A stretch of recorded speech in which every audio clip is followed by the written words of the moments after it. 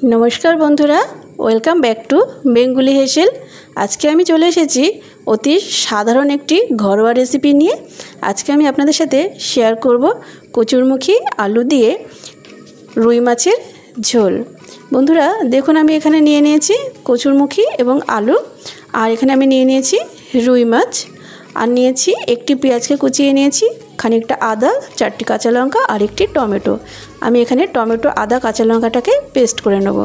और चलुन ताहले देखे नेওয়া যাক परवर्ती स्टेप। एखाने प्रथमेই आमी माछगुलोते नुन हलुद माखिए नेब। माछगुलोते भालो करे नुन हलुद माखिए निले भाजार समय माछगुलो कड़ाई थेके खूब भालोभाबे छेड़े जाबे एबं माछेर थेके आष्टे गन्ध ना और माछगुलोर भेतरे नुनटा ढुकबे, माछेर स्वादटा बेड़े जाबे। आमी कड़ाई तेल गरम करे निलाम और दिए दिलाम सामान्य एकटू नुन। तेलटा आमार खूब भालोभाबे गरम हये गेछे। आमी एबार एर मध्ये माछगुलो दिए भालो करे भेजे नेब।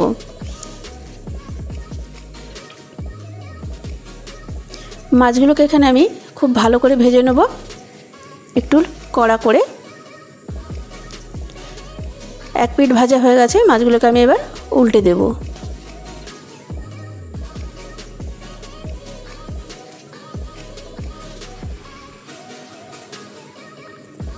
बंधुरा आमार এই রেসিপিটি যদি আপনাদের ভালো লেগে থাকে অবশ্যই লাইক শেয়ার এবং কমেন্ট করতে ভুলবেন না। আর যাদের চ্যানেলটিকে এখনো পর্যন্ত সাবস্ক্রাইব করা হয়নি তারা অবশ্যই চ্যানেলটিকে সাবস্ক্রাইব করে রাখবেন, তাতে যখনই আমি নতুন নতুন কোনো ভিডিও আপলোড করব ভিডিওর নোটিফিকেশনটি সবার আগে আপনাদের কাছে পৌঁছে যাবে।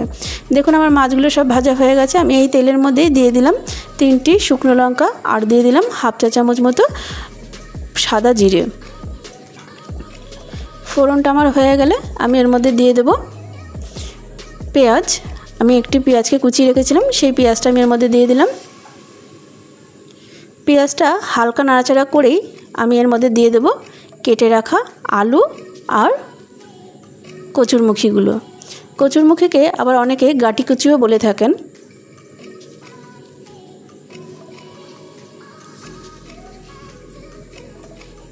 ব্যাস এবার আমি এর মধ্যে কেটে রাখা আলু এবং কচুরমুখীগুলোকে দিয়ে দিলাম।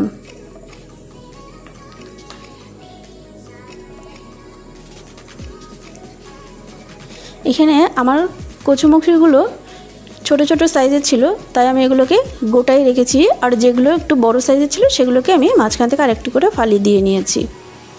আর আলুগুলোকে লম্বা লম্বা করে কেটে নিয়েছি। আমি এখানে কিছুটা নুন দিয়ে দেব, হাফ চা চামচ মতো নুন দিয়ে দিলাম। আমি নুনটা দিয়েই আলুগুলোকে খুব ভালোভাবে লাল লাল করে ভেজে নেব। আমার আলুগুলো ভাজা হয়ে গেছে।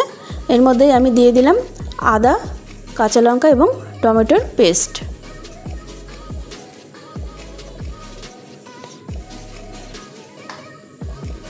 এগুলোকে কিছুক্ষণ এভাবে নাড়াচাড়া করে আমি এর মধ্যে দিয়ে দেব। আমি এখানে যেহেতু টমেটোটা দিয়েছি তাই টমেটোর একটা গন্ধ থাকে, তাই কিছুক্ষণ আমি এটাকে খুব ভালোভাবে কষিয়ে নিতে হবে। বন্ধুরা এখানে আমি দিয়ে দিলাম হাফ চা চামচ আবারও নুন দিয়ে দিলাম হাফ চা চামচ হলুদের গুঁড়ো আর দিয়ে দেবো হাফ চা চামচ জিরের গুঁড়ো আর একটু রঙের জন্য দিয়ে দিলাম হাফ চা চামচ লঙ্কার গুঁড়ো।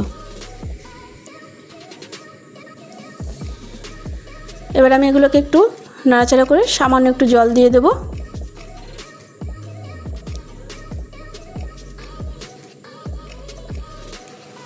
এবার সামান্য একটু জল দিয়ে দেব, দিয়ে মশলাটাকে আমি একটু ভালোভাবে 3-4 মিনিট মতন কষিয়ে নেব।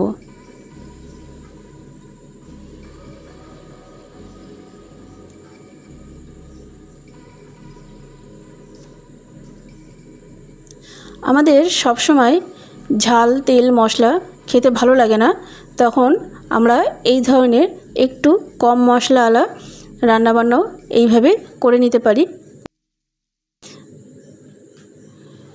খুবই টেস্টি একটি রেসিপি। আমার এই মশলাটা কষানো হয়ে গেছে। আমি এর মধ্যে গরম জল দিয়ে দিলাম। যেহেতু আমি এটা মাছের ঝোল রান্না করব, আর এখানে আলু এবং কচুরমুখিগুলো একটু সেদ্ধ হতে সময় লাগবে, তাই আমি এখানে একটু বেশি করেই জল দিলাম। এবার এটাকে কিছুক্ষণের জন্য ফুটতে দেব। দেখুন আমি একটু ফুটিয়ে নিয়েছি ভালো করে।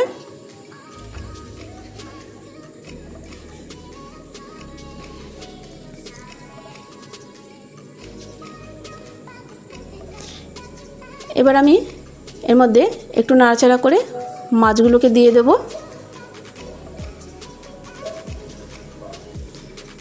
দেখুন আলুগুলো সেদ্ধ হয়ে গেছে। কচুরমুখিটাকেও দেখে নিচ্ছি। দেখুন এই যে কচুরমুখিটাও সেদ্ধ হয়ে গেছে। আমি এখানে এবার মাছগুলোকে ছেড়ে দেব।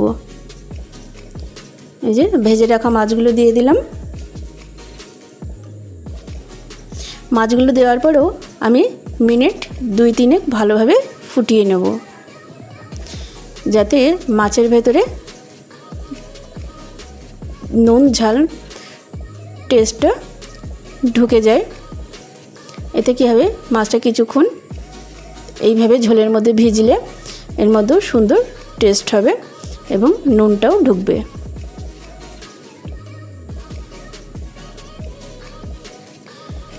আমি এইভাবে কিছুক্ষণ ফুটিয়ে নিয়ে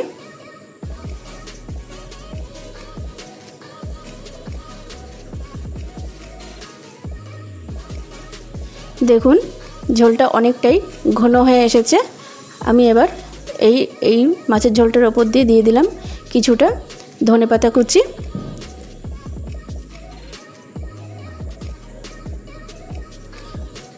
নামানোর আগে অবশ্যই একটু নুনটা চেক করে নেবেন।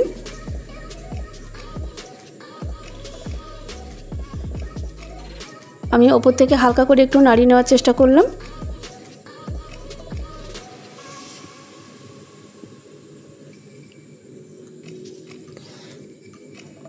আমার এই রেসিপিটি তৈরি হয়ে গেছে। গ্যাসের ফ্লেমটাকে বন্ধ করে দিলাম।